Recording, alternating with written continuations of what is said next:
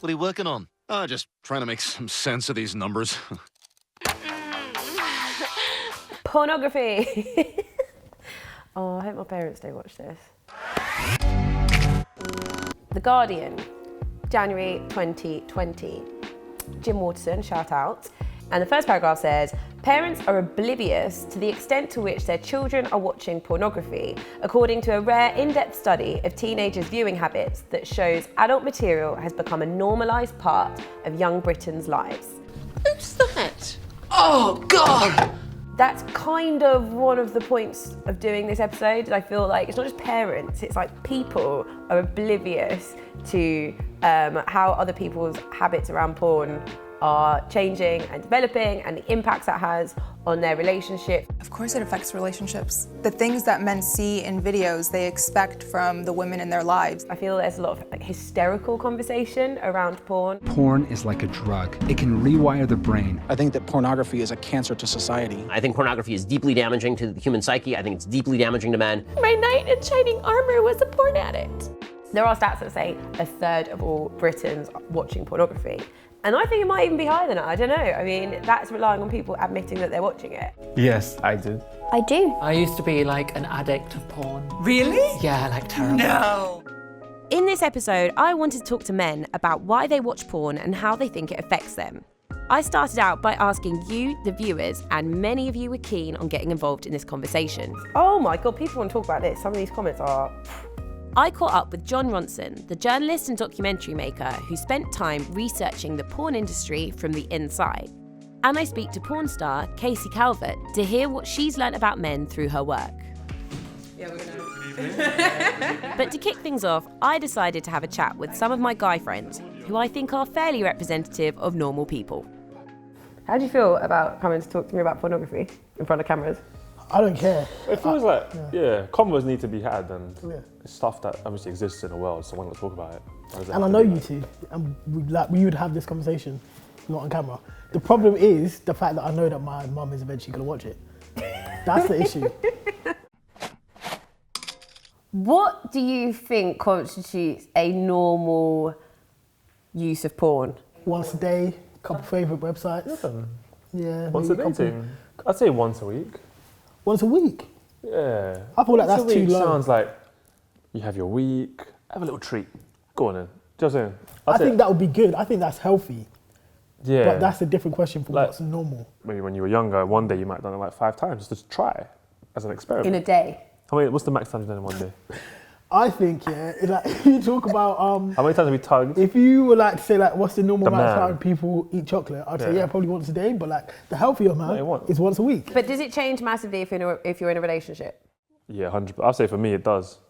I'd say for me it does, but it can also not. Like, for example, that's all stuff to do with like matching up sex drives and stuff like that. Like I said, I want to be adaptable to my partner and like do what they're on, like, you know what I'm saying? But like, that's actually a really healthy way to use it because you're not pushing your sexual expectations onto somebody that you care for. Yeah, I'd say I'd use it a lot less when I'm in a relationship. Maybe even like don't use it at all. But I can't lie, like it can be really fun. Don't get me wrong. Like sometimes I love just logging in.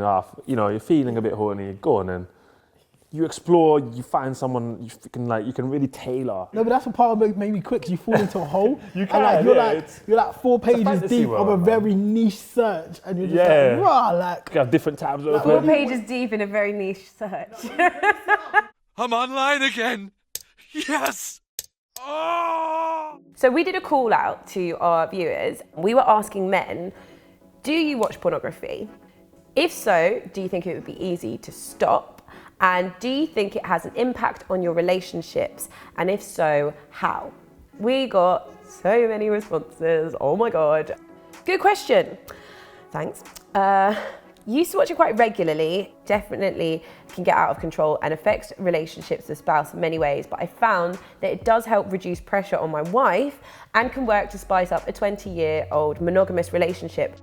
It made me realise that I have a right to a sex life. Not interested in an affair, too much trouble, but the old regular meeting with the same escort has helped greatly, and now I rarely look at porn. I'd far rather be having good sex with my wife again. I live in hope. Oh no. Basically what he's saying is that he would like to have sex with his wife, but porn made him realise that he kind of has a right to a sex life, and now he's sleeping with an escort.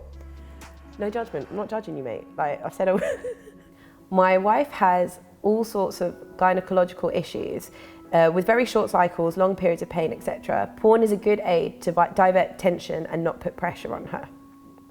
Very often when we talk about porn, it's like, oh, it's damaging relationships. And that's the only narrative you get. And I'm not saying it doesn't have the potential to damage relationships. It's important to acknowledge that there are other ways of looking at this. If your partner has gynecological issues and can't have sex, okay, cool, then what? Yeah, I think it's important to just acknowledge that exists as an experience when we're talking about porn. Do you think there's a negative thing about young guys watching porn? Most definitely, especially if you're getting the majority of your sex education from porn.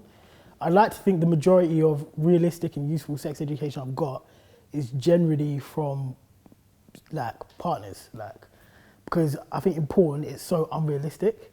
When we talk about porn, people always talk about it in a way that it's from the male's perspective, the male gaze, and that it makes women have to be submissive and all of that. Do you think that porn puts unrealistic expectations onto men as well? Yeah, definitely. I agree. I think that's another reason why you shouldn't watch porn too much, especially as you're younger. Because if you watch porn, and like you're saying, you get the basis of your sexual education off that, then you think you're supposed to have sex exactly like that. I think it affects men more than they know, and that's when they begin to get things such as performance anxiety. You're going to be judging yourself by what you see. So I think I've been there when I was younger. I think through experience and life, you realise that it's okay, that you're just normal. Don't make me feel weird because I like porn. You're the weird one for not liking porn. I'm normal as shit. When I have this conversation with you, I can imagine somebody watching this, like a parent or somebody of like a different generation, potentially, watching it and being like, you know, some of the kids being like, oh, this is irresponsible, like da da da. But actually what you're saying is so the norm. If we don't speak in the open, we're going to just keep making things taboos that maybe don't need to be taboos. And when things are taboo, it becomes more dangerous. It becomes more dangerous, people surely. will just want a way to discover it on their own and have no knowledge. Yeah. With porn, you can get lost in it. You can start seeing stuff which is a bit, doesn't need to be in my consciousness. Just how you use it, man. Be conscious of how you use it, if you're using it. And if you're not, you know. I think you can avoid so many fights in life, I mean literal fights. Be aware of your energy. Just by going into your room and busting one off. And on that note, I don't know. I've enjoyed this. We're going to leave it there. Do you know how many like we need to angles stop you can now. go down in this conversation? Stop now.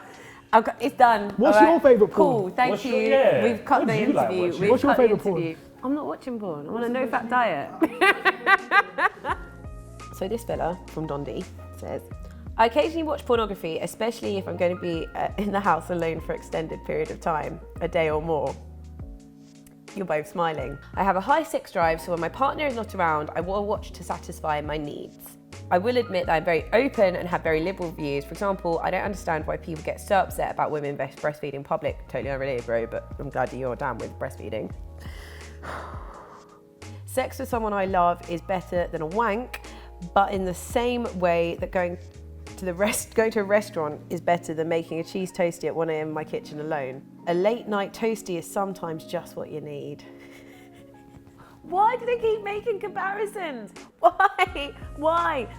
Why have you compared masturbation to a cheese toastie at 1 a.m. and why do I understand it? Like, that is my main issue, is when they say there and I'm like, I get this for some reason. Well, we're all tapped.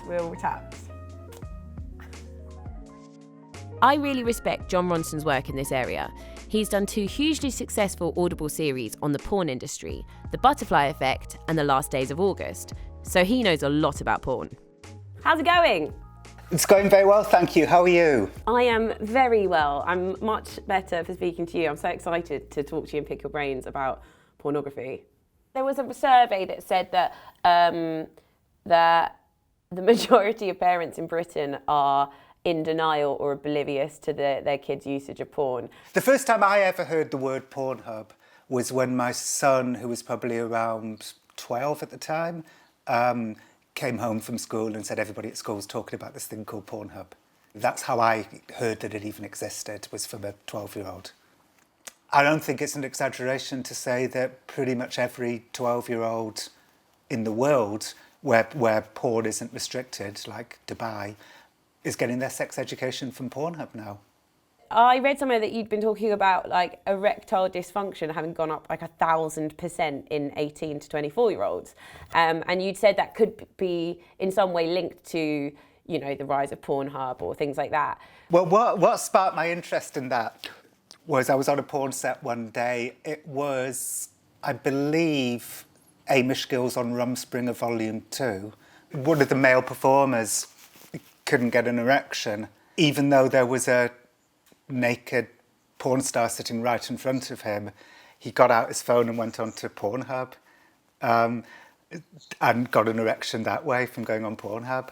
So I thought that's, you know, it's unexpected, but also in some ways probably quite expected, because if people are growing up these days with Pornhub, and so they're much more used to getting aroused via Pornhub than they are via actual humans. Are you talking to porn performers in this? I haven't spoken to any porn performers, no.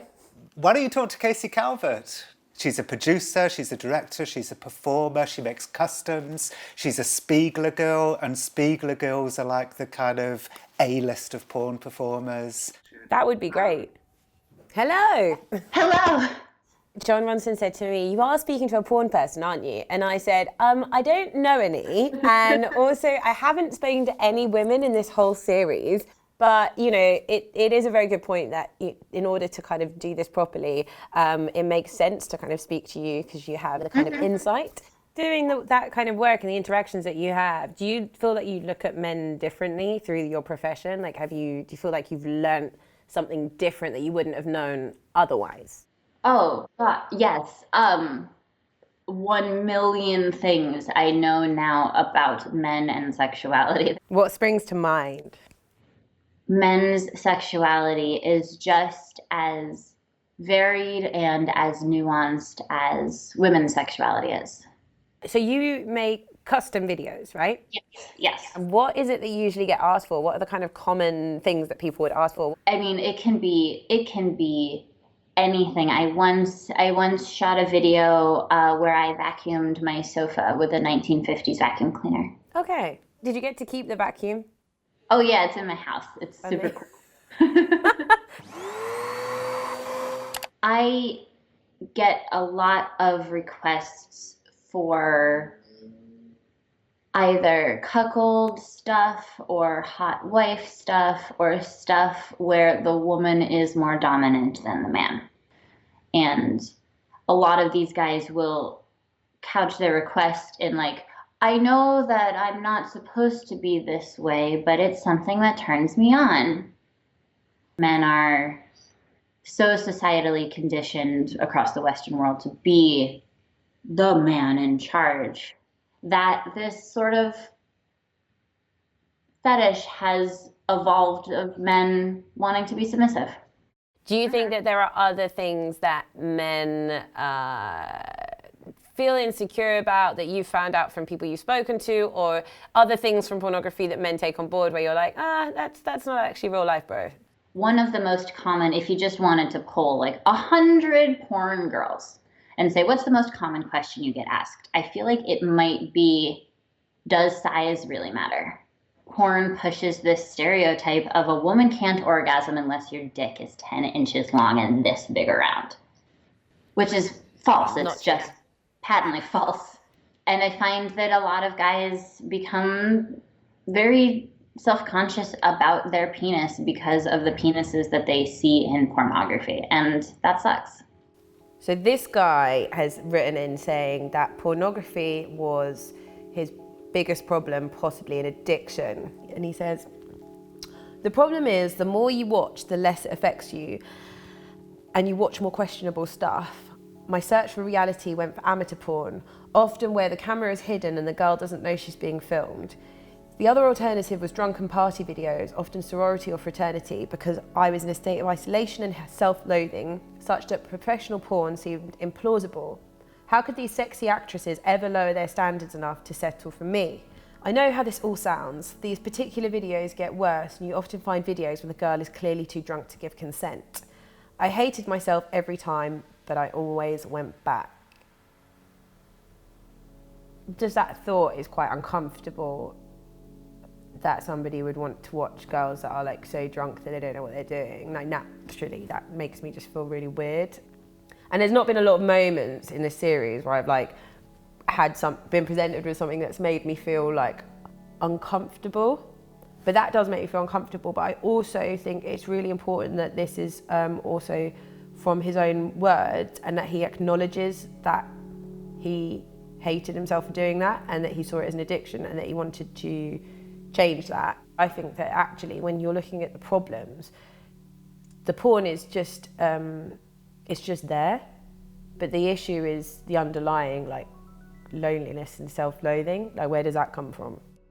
Everyone of my generation does seem to have watched porn at some point, and like lots of people I know watch porn like quite regularly. But I think it's actually really hard to have that conversation because pornography, whilst it is everywhere, is still such a taboo. And the taboo negatively affects the lives of porn performers.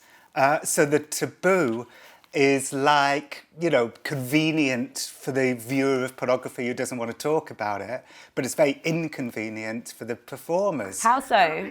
How does that? So, for instance, you know, they're being robbed blind by piracy, but nobody wants to think about it because nobody wants to think about the lives of porn performers, because nobody wants to feel guilty about jacking off to actual humans with complicated lives. If there are people who are concerned about the exploitation of women, or just people in general in pornography, what is a kind of ethical way of consuming pornography to make sure that you're not kind of demanding something that's going to exploit people? The thing one is stop watching the tube sites. Stop watching free porn. Find ethical porn companies. These small independent porn companies, rather than supporting the big tube sites like Pornhub. Go to your favorite porn person directly, and you can feel more comfortable knowing that the money is going directly into the pocket of that porn performer who you are watching when you purchase directly from them.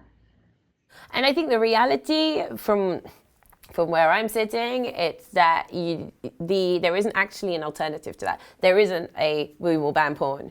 It's not possible. It's gone too far. You could sweep us all up and send us all to jail, and new people are going to start making porn.